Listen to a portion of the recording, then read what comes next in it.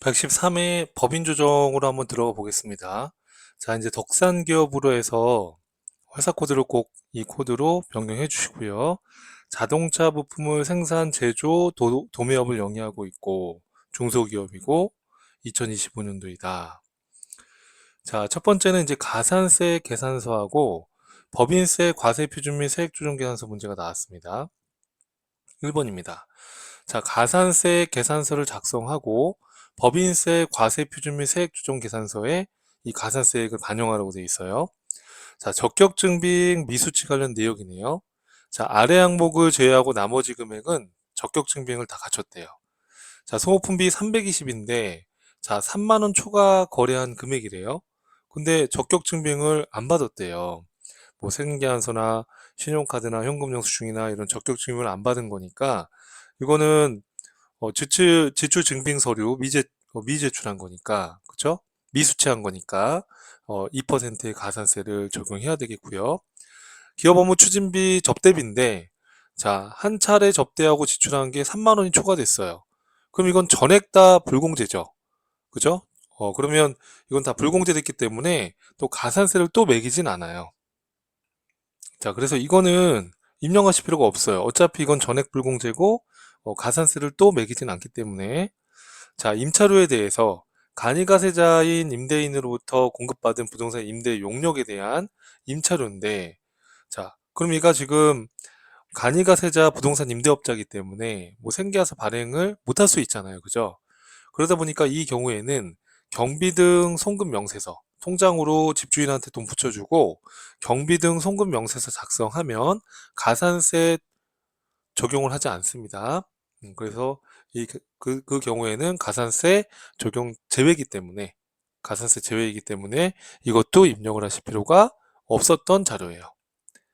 자, 그리고 사업연도 중에 주식 등의 변동사항이 발생하였는데 법인세 신고 시 담당자의 실수로 자, 주식 변동 상한 명세서를 제출을 해야 되는데 제출을 안 한 겁니다. 그럼 이때 이 미제출한 이 1억 원에 대해서 이제 또 가산세를 매겨지는 거예요. 자, 그래서 1개월을 초과했다 이렇게 되어 있습니다. 자, 한번 입력을 해보겠습니다. 자, 우선은 법인조정 2 메뉴 안에 가산세 계산서를 들어가시고요. 자, 문제 보면서 다시 한번 보시면 자, 미제출 가산세 쪽에 보시면 지출 증명서류 미수치한 거.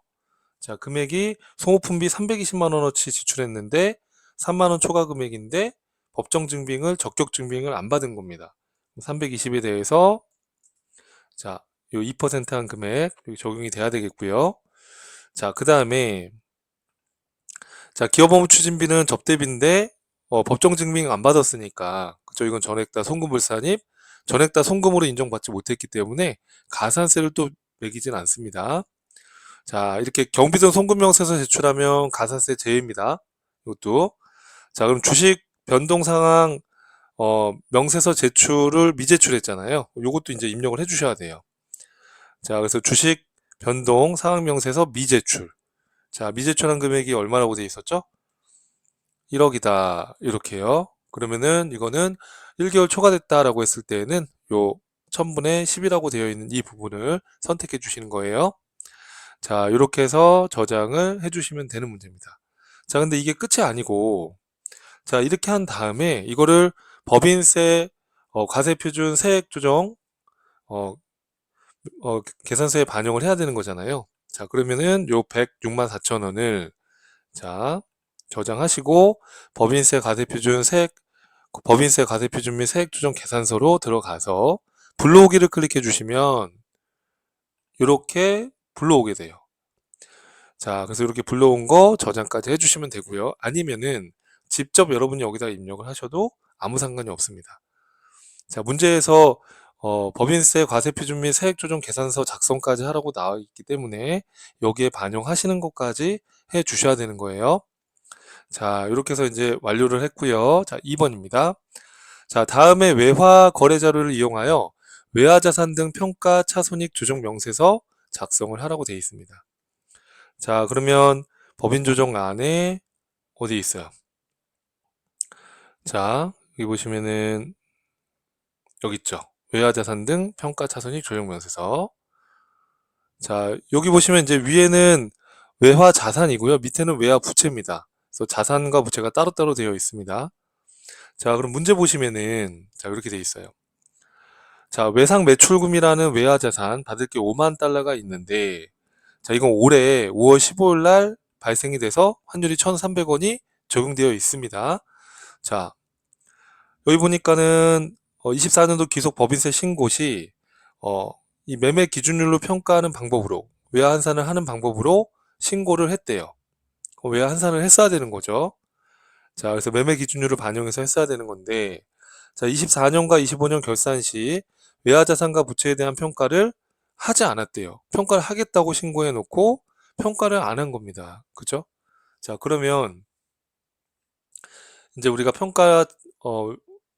평가를 한다고 해놓고 안 했기 때문에 외환 환율 변동에 따른 손익을 조정을 해줘야 되는 거예요.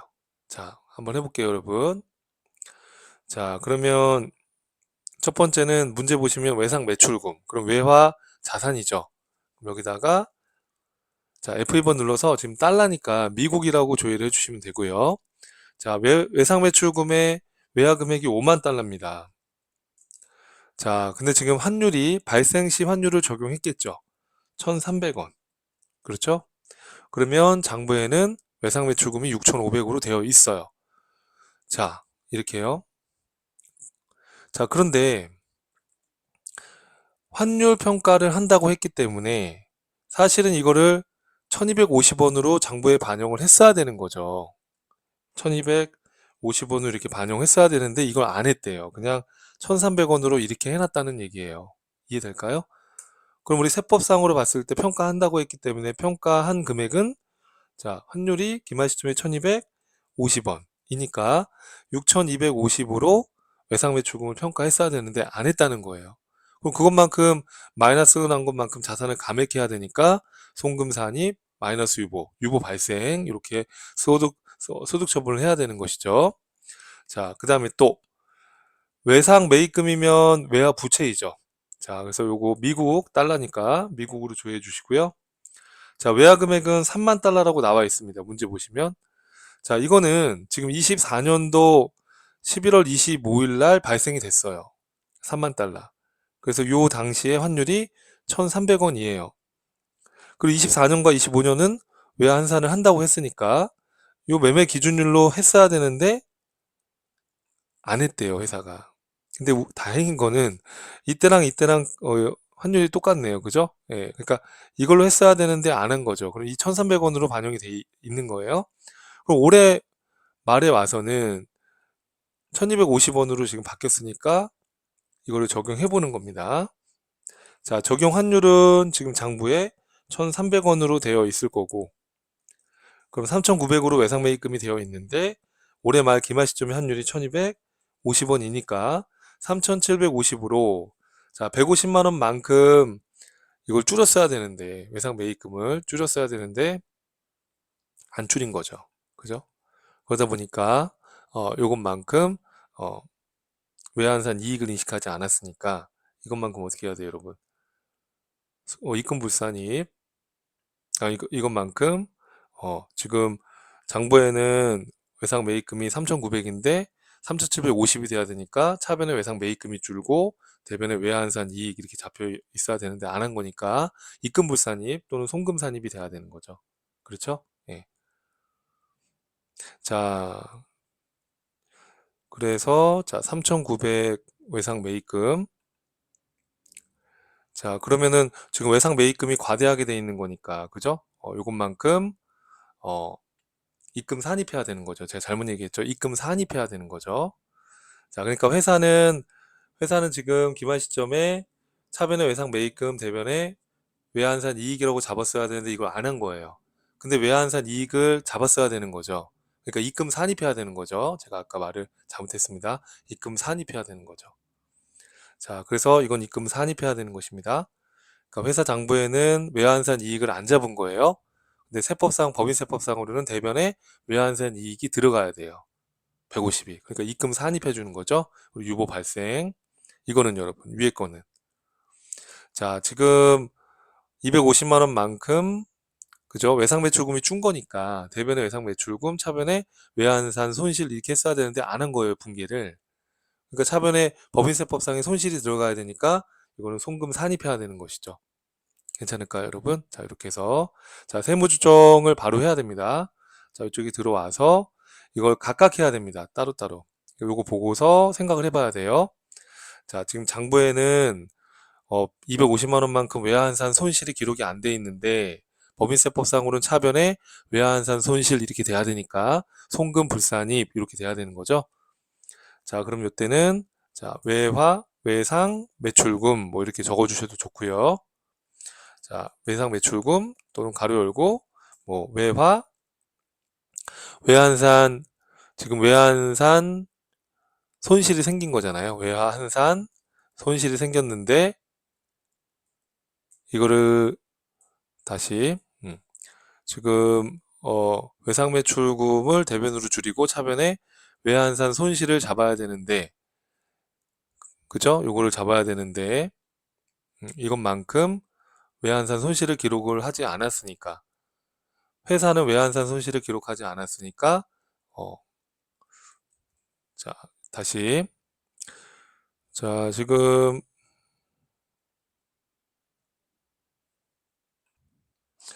여러분 지금 제가 순간 헷갈렸는데 이게 송금 산입이죠. 예, 이쪽이 아니라 자 그래서 여기 아니고 송금 산입으로 들어가는 겁니다. 자 송금 산입으로 외상 매출금에 대해서 외화 환산 손실을 인식하지 않았으니까 요거에 대해서 송금 산입해 주는 거예요. 250만 원만큼. 자, 소득 처분은 외상 매출금에 대한 거니까 유보 이렇게요. 자, 그럼 제가 이거를 분개를 한번 보여드릴게요. 자, 여러분 그 첫 번째 거는 좀 헷갈리실 것 같아서 제가 한번 분개를 써봤는데 회사 장부에는 아까 말씀드린 것처럼 150만 원에 250만 원에 외환산 손실을 기록을 안 했다 이렇게 돼 있잖아요. 평가하지 않았다. 하지만 법인세법에서는 우리 아까 그 표에 나와 있다시피 외환산 손실을 잡아야 되니까 송금 산입, 유보 발생으로 해서 마이너스 유보 인식을 해준 겁니다. 이해되시죠, 여러분? 그래서 여기 지금 송금 산입, 여기 뭐 외상 매출금 이렇게만 적으셔도 상관없어요. 명칭은 250만 원만큼 유보 발생으로 해서 이렇게 해서 세무조정이 들어가시는 거고요. 자, 그 다음에 이 밑에 이제 외화 부채에 대해서는 지금 장부에 3,900으로 되어 있는데 지금 평가를 했었더라면 외상 매입금이 3,750이 돼야 되니까 150만 원만큼 외상 매입금이 줄고 이렇게 줄고 대변의 외환산 이익이라고 이렇게 잡혔어야 되는데 회사 장부에다가 분개를 안 한 거예요. 그럼 어떻게 해요, 여러분? 입금 산입 외상 매입금 150만 원만큼 입금 산입 유보 발생으로 잡아줘야 되는 거죠. 이해되시죠, 여러분? 자, 이렇게 해서 그러면 요 밑에 것도 한번 조정 등록해 보면 요거는 입금 산입 쪽으로 자 외상 매입금에 대해서 요거는 외상 매입금 외화 환산 이익에 대해서 안 잡은 거죠. 금액이 150만 원 이렇게. 이거는 이제 유보 외상 매입금에는 부채에 대한 거니까 유보 발생 이렇게 해서 입력을 해주시면 되겠습니다. 자 이해되시죠, 여러분? 송금 산입 250, 그 다음에 입금 산입 150 이렇게요. 자 이렇게 해서 여러분 정리해 주시면 되겠고요. 자 그리고 여기 이제 입력을 하신 다음에 여기 지금 환율 조정 대차에 가보면 손해고로 보면 결국에는 요것만큼 손실 마이너스 250, 그 다음에 이거 이익이죠. 150 하게 되면 순액으로 하면 손실 100이잖아요. 그 순액이 여기 표시가 돼요. 근데 회사는 하나도 손익을 인식하지 않았잖아요. 그래서 요건 그대로 이렇게 해서 저장을 해주시면 됩니다. 이해되시죠, 여러분? 저희 저장 이렇게 해서 자, 그 다음 문제 풀어볼까요? 자, 이렇게 해서 분개로 한번 보시면 조금 나을 것 같아요. 자, 그 다음에 3번 문제입니다. 자, 가지급금 인정이자 조정 면세를 작성하고 소득금액 조정 합계표를 작성하라고 되어 있습니다. 그래서 지급이자에 대한 내역이 나와 있고요. 그래서 푸른은행에 대한 차입금 2억, 초록은행에 대한 차입금 4억 해서 지금 나와 있어요. 이거는 이제 가중평균 차입 이자율 때문에 자료가 나와 있는 거죠. 그래서 하여튼 요거 이제 입력을 하시면 될 것 같고요. 자, 그 다음에 가수금과 가지급금 내역이 밑에 나와 있습니다. 가지급금 가수금 대표이사 김초월의 가지급금과 가수금 내역이다. 동일인에 대한 가지금 가수금을 서로 상기하는 거죠. 인정이자 계산하는 거고. 자, 그 다음에 가지급금에 대하여는 이자 지급에 관한 약정에 따라 이자 수익으로 200만 원을 계상했대요. 그렇죠? 200만 원을 계상했기 때문에 자, 그러면 우리가 차이 금액만큼만 그죠? 차이 금액만큼만 자, 그래서 인정이자 중에 200은 이자 수익으로 인식을 했고 약정을 맺었으니까 그 차이 나는 금액만큼만 가지금 인정이자를 입금 산입해서 상여로 소득 처분을 하면 되는 거죠. 이해될까요, 여러분? 자, 그럼 천천히 한번 입력을 해볼게요. 자, 그러면은 가지급금 인정이자 조정 명세서로 들어가 주시고요. 자, 첫 번째는 문제 보시면은 어, 지급이자 내역이 나와 있고 가지급금 가수금 변동 내역이 나와 있으니까 요거부터 하면 될 것 같아요. 자, 회계데이터 불러오기를 한번 해보겠습니다. 자, 불러오기를 했더니 가지급금은 불러왔고 가수금은 안 불러왔어요. 그러면 거기 나와 있는 거 그냥 직접 입력을 하시면 됩니다. 자, 우선은 25년도 1월 1일 날 그 보시면 전기월된 거 1억은 그대로 갖고 왔네요. 자, 그럼 여기서 자, 문제 보시면은요. 자, 언제 대여해줬어요? 언제? 자, 문제 보시면 25년도 2월 3일 날 5천만 원을 가져갔죠. 요거 입력하시면 돼요. 자, 그러면 1번은 전기, 2번 대여죠, 대여. 빌려준 거죠. 자, 날짜가 2월 3일이죠. 이렇게 직접 입력하시면 됩니다. 자, 금액은 5천. 자, 그리고 그 다음에는 그 내역에 보시면 뭐예요? 이제 회수죠. 7천만 원은 12월 28일 날 회수입니다. 자, 그러면은 회수니까는 여기 회수가 3번이죠. 그래서 12월 28일. 자, 회수한 금액이 얼마래요, 여러분? 7천. 자, 이렇게 해서 그러면 일수 계산해서 가지급금 잔액을 이렇게 계산을 해준다는 거. 자, 가수금. 자, 가수금 문제 보니까 어, 전기 2월 된 건 없고요. 자, 가수금은 가수 반제 이렇게 돼 있어요. 그죠? 그럼 지금 가수네요, 가수. 그러면 2번. 자, 요거는 대변에 가수금이 있는 거죠. 생긴 거죠. 날짜가 5월 10일입니다. 5월 10일. 자, 금액이 얼마라고 돼 있죠? 3천만 원이라고 돼 있어요. 여기 보시면은 가수금은 이렇게 3천만 원 이렇게 나와 있으니까 요거 입력한 겁니다. 이해되시죠, 여러분? 이렇게 해서 이제 나와 있는 자료 입력하시면 되겠고요. 자, 그러면 이제 요거 상기해가지고 요 가지급금 잔액에 대한 것을 인정이자 계산을 하는 거죠. 그러면 차입금 입력을 눌러보시면 자, 이거는 직접 거기 문제에 나와 잖아요. 이렇게요. 푸른은행, 뭐 초록은행 이렇게 나와 있는데 이거를 어, 전체 거래처를 한번 불러보시면 요 계정에 걸려 있는 거래처들을 또 이렇게 불러오기도 하거든요. 해보니까 문제 내용 그대로 불러왔어요. 그러면 이 불러온 데이터를 쓰셔도 되고 아니면 여러분이 직접 입력을 해도 아무 상관 없습니다. 불러오기 해봤더니 불러오니까 이걸로 이어서 한번 확인해 보면 되겠죠. 자, 푸른은행 거는 지금 2억 원이 있는 거죠. 푸른은행 거 2억 원이 있고요. 이자율이 4.5%. 그럼 여기다가 4.5라고 입력을 해주시고요. 그럼 이자가 이제 900만 원 이렇게 해서 지금 산출이 된 겁니다. 차입금 발생한 건 23년이니까 올해 시점에서는 그냥 정기 2월 된 걸로 보시면 되는 거예요. 이해되시죠, 여러분? 자, 초록은행 거 지금 24년도 거니까 정기 2월 값으로 해서 4억 원이 불러온 겁니다. 자, 이자율은 지금 몇 퍼센트인가요, 여러분? 4% 이자가 1600. 그럼 여기다가 4% 엔터 1600. 이렇게 해서 이 이자율 입력해서 마저 입력을 해주시면 되는 거예요. 자, 그럼 이렇게 하게 되면 이 차입금에 대한 가중평균 차입 이자율이 계산이 되겠죠. 그죠? 자, 이렇게 입력하신 다음에 이렇게 입력하신 다음에 그 다음에 을이라고 되어 있는 탭을 눌러주시면 여기 이제 금액 집계가 된 겁니다. 자, 그래서 자, 이렇게 해서 산출이 나왔고요. 그래서 가지급금 적수, 가수금 적수에서 이렇게 차감이 돼서 우리 아까 차입금 입력해서 가중평균 차입이자율이 나온 겁니다. 그래서 이렇게 곱해서 이 가지급금 잔액에 대한 가중평균 이자를 곱해서 이 가지급금 인정이자가 계산이 된 거예요.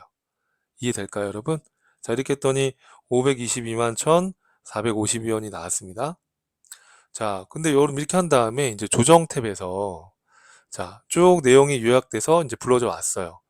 근데 회사가 약정을 맺고 이자 수익 인식을 한 게 있다라고 돼 있잖아요. 아까 얼마라고 돼 있으시죠? 회사가 약정을 맺고 이자 수익으로 인식한 게 200이 있대요. 그러면 이 200만큼 약정 맺었으니까 인정받는 거죠. 그럼 200을 제외한 나머지 322만 1,452원. 요게 이제 어, 가지급금 인정이자가 되는 거죠. 우리가 추가로 세무조정해야 될 가지급금 인정이자가 되는 거죠.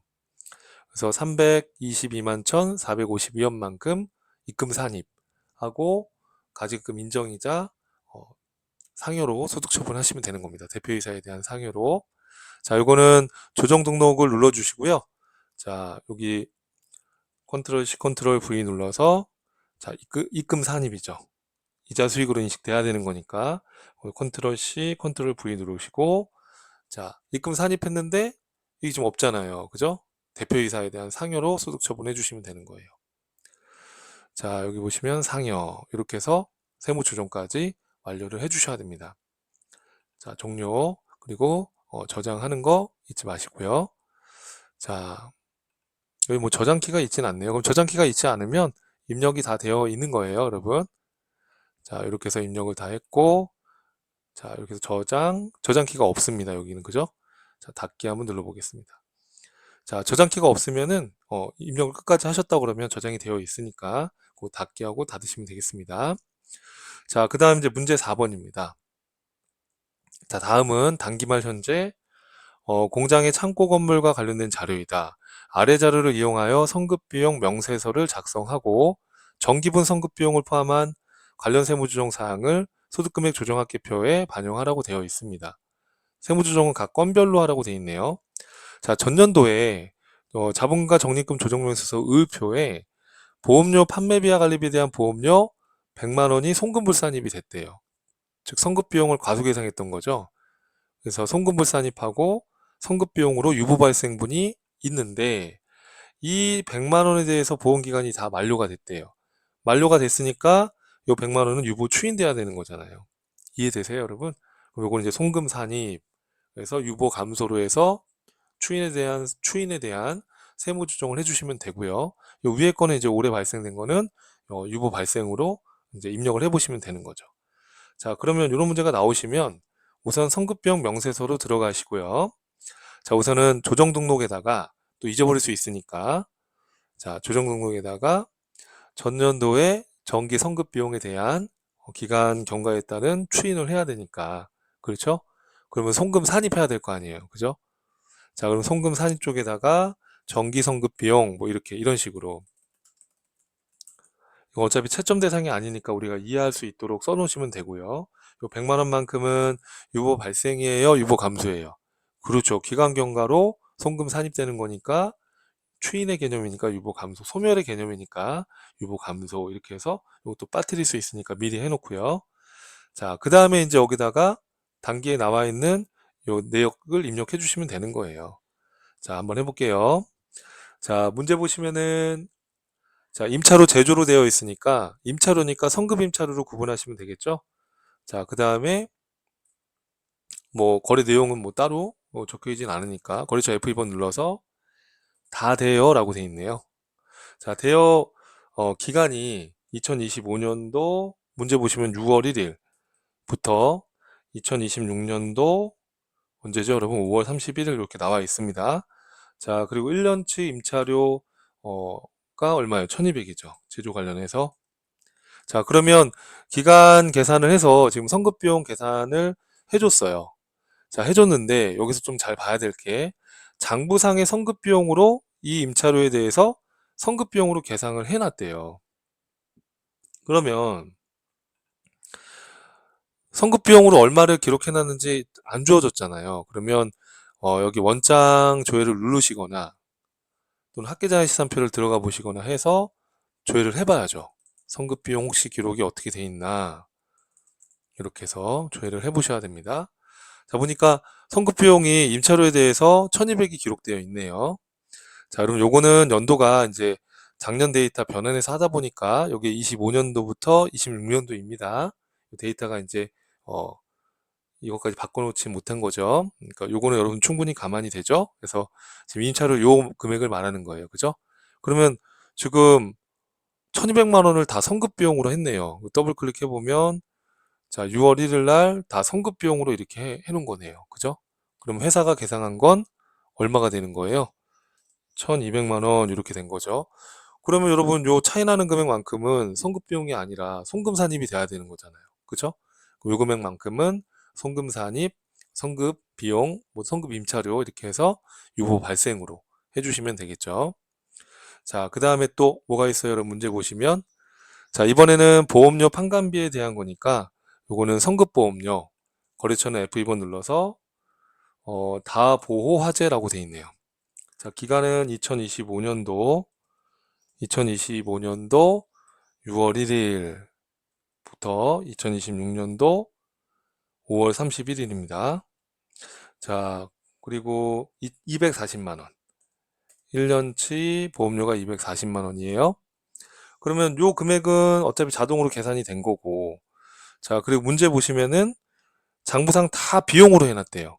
그러니까 성급 비용으로 기록이 안 됐다 이 얘기잖아요, 지금. 그쵸? 성급 비용으로 기록을 아예 안 했다. 그러면 이건 굳이 뭐 확인할 필요가 없죠. 성급 비용으로 안 했다고 했으니까. 그쵸? 음. 자, 그럼 이 금액만큼은 비용으로 하면 안 되니까 비용으로 한 거니까 그렇죠. 송금 불산입이 돼야 되는 거죠. 그리고 유보 발생 이렇게. 자, 그러면 조정 등록으로 들어가서 하나하나 하라고 했으니까 요거 보면서 자, 지금은 자, 다 성급비용으로 했지만 성급비용은 497만 8,021원만 성급비용이고 이건 다 비용 처리가 돼야 되는 거잖아요. 그렇죠? 그래서 이것만큼 송금 산입을 해줘야 되는 거죠. 이쪽에 송금 산입. 자, 이거는 성급 임차료에 대한 거니까 이렇게 적정한 키워드 입력하시고요. 자, 금액은 7021 979라고 써 있죠? 979 이렇게 해서 이건 유보 발생. 유보 발생. 그럼 이건 내년도 6월 26년도 결산할 때 이제 추인이 되겠죠. 반대로. 네, 이렇게. 자, 유보 발생으로 해서 송금 산입해 주시면 되는 겁니다. 7021 979 이렇게 해서 해 주시고요. 그 다음에 요 밑에 거는 이거는 지급했을 때 다 비용 처리했잖아요. 그쵸? 이 보험료는. 근데 요것만큼은 비용이 아니니까 요것만큼은 송금 불산입으로 하는 거죠. 이쪽에. 요거는 성급보험료. 성급보험료. 자, 요 금액이 얼마죠? 요거는 비용 처리하면 안 되는데 다 보험료로 해놓은 거니까 송금 불산입. 이쪽 송금 불산입으로 오는 거죠. 자, 금액은 99만 2,876원입니다. 이건 유보 발생으로. 이렇게 해서 세무조정을 완료해 주시면 되는 겁니다. 자, 그리고 정기성급 비용은 기간 경과로 인해서 다 추인이 된 거고 송금 산입으로. 이해되시죠, 여러분? 자, 이렇게 해서 정리를 해주시면 되겠고요. 자, 저장 꼭 눌러주시고요. 저장키가 있는 경우가 있으니까 또 없는 경우도 있지만 대부분 있으니까 저장키 있으면 저장 꼭 잘 눌러주셔야 됩니다. 자, 이렇게 해서 닫고 자, 그 다음 문제입니다. 자, 5번입니다. 다음 자료를 이용하여 자본금과 적립금 조정명세서에 이월결손금을 작성하라고 되어 있습니다. 자, 단 입력된 자료는 무시하고 요 제시되어 있는 걸로 하라고 되어 있어요. 그래서 저는 이제 좀 시간을 아끼려고 요 기본적인 것만 입력을 해놨는데 자, 법인의 과세표준 계산 시 각 사업연도 소득금액에서 차감하고 남은 세무상의 이월결손금 잔액이 아래와 같아요. 그래서 29년도 거, 20년도 거, 22년도 거 이렇게 나와 있습니다. 위에 이월결손금 잔액은 당기에 대주주가 결손보존 목적으로 기증한 자산수중이익 4천만 원을 상기하기 전이래요. 그러니까 자산수중이익이 있을 때 우리가 이월결손금을 상기할 수 있잖아요. 그죠? 근데 상기하기 전에 데이터예요. 그럼 요걸 입력을 다 한 다음에 이거를 상계를 해야 되겠죠. 당연히 29년도는 기간 제한 없이 상계할 이 자산 수중이익에 대한 상계는 발생연도와 관계없이 보전이 되기 때문에 29년도 가장 오래된 것부터 먼저 상계를 해야 되겠죠. 그렇죠? 네. 자, 그리고 자, 그리고 나서 이제 25년도 올해 각 사업년도 소득 금액이 2억 5천이 생겼으니까 자, 29년도 거는 너무 과거 거니까 이제 이건 안 되고 20년도, 22년도 거에서 순차적으로 요 소득에서 이제 이월결손금을 어, 상계 적용해 주시면 되는 겁니다. 자, 입력을 한번 해보겠습니다. 자, 그러면 자본금과 적립금 조정면세서로 가야 되니까 자, 자본금과 적립금 조정면세 들어갔어요. 자, 들어가게 되면 여기 맨 끝에 이월결손금 탭이 있어요. 요거는 저는 미리 입력을 해 놓은 거예요. 좀 시간을 아끼려고. 그러니까 여러분 지금 잠깐 화면을 멈춰 놓고 이렇게 입력해 보시면 되는 거예요. 자, 문제 보시면은 지금 문제를 보시면은요. 29년도 거. 그럼 여기다가 29년 12월 말일 날 적고 입력 지금 해보세요. 일반 결손금이 문제 보시면 1억 5천이라고 나와 있으시죠? 그거 입력하시고요. 자, 1억 5천인데 소급 공제 받은 게 5천이 있대요. 그럼 여기다 5천 입력하시면 돼요. 그럼 1억이 남아있죠. 그런데 1억 중에 이미 공제받은 게 4천이 있대요. 그럼 6천이 남아있는 거예요. 이해될까요, 여러분? 6천이 남아있는 거다라는 거. 자, 우선은 이렇게 남아있어요. 자, 그리고 또 입력해보세요, 우선은. 자, 2020년도에 결손이 발생한 게 7천이니까 여기 7천 입력해주세요. 입력할 수 있죠? 자, 그 다음에 문제 보시면 소급 공제 받은 거는 없어요. 그럼 7천 남았죠. 그런데 결손금 기공제 받은 게 2천만 원 있으니까 지금 5천만 원이 남아 있는 거예요. 그죠? 이거는 20년도 거니까 지금 기한 내에 이제 내가 소득에서 공제를 받을 수 있는 거고 요 2009년도 거는 기한 내에 이제 기한이 다 지났으니까 이건 기한이 경과된 금액이긴 한데 자산 수juk 이익에 대해서는 기간 제한 없이 보전 받을 수 있기 때문에 요 6천만 원부터 자산 수juk 이익을 요 6천에서 우선 보전을 받으면 되겠죠, 이따가. 자, 그 다음에 22년도에 지금 결손이 또 1억 원이 났어요. 이렇게 입력해 주세요. 자, 근데 소급공제 받은 거 없고 기공제 받은 것도 없어요. 맞죠?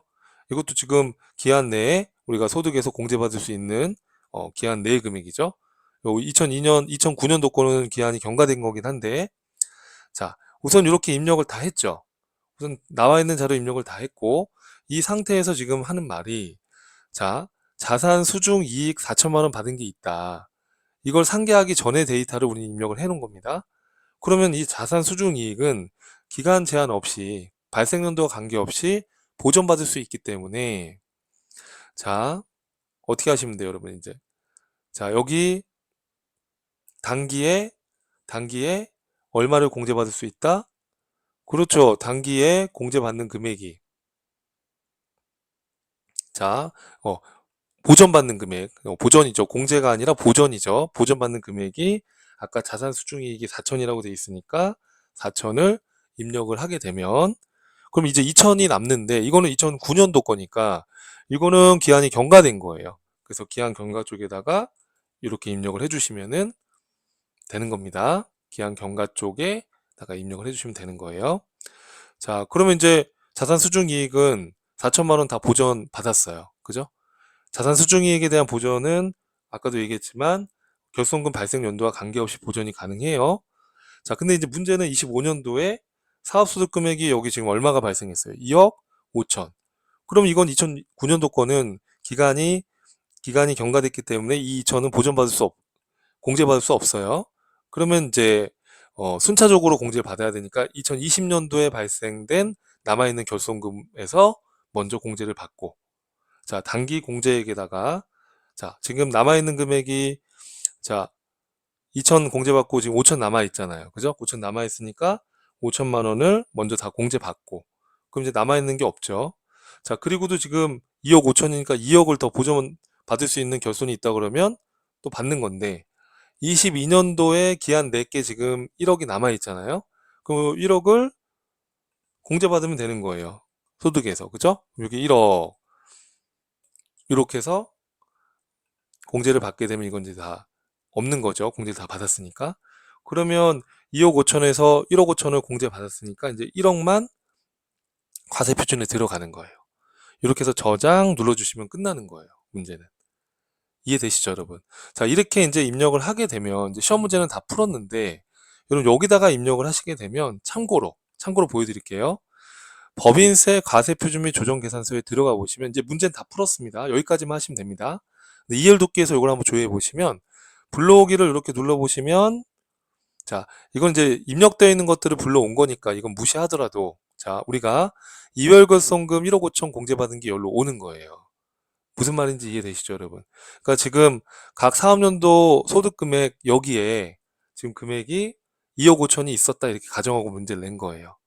무슨 말인지 이해되시죠, 여러분? 그래서 여기에 불러온다라는 걸 한번 보여드린 거예요. 이해하시라고. 그래서 자본금과 적립금 조정명세서 2월 결손금 탭에 여러분들이 단기 공제로 입력하신 금액이 과세표준 계산할 때 2월 결손금으로 불러온다. 뭐 그렇게 이해를 해주시면 되겠습니다. 요건 이제 문제는 없지만 제가 여러분 이해를 돕기 위해서 한번 보여드린 겁니다. 자, 이렇게 해서 여러분들이 문제를 정리해 보시면 되겠습니다. 자, 요거 저장 잘 하셨죠? 이렇게 해서 마무리해 주시면 되겠습니다. 자, 그래서 113회 법인 조정에 대해서 한번 학습을 해봤습니다. 또 다음 강에서 이어서 또 연습해 볼게요.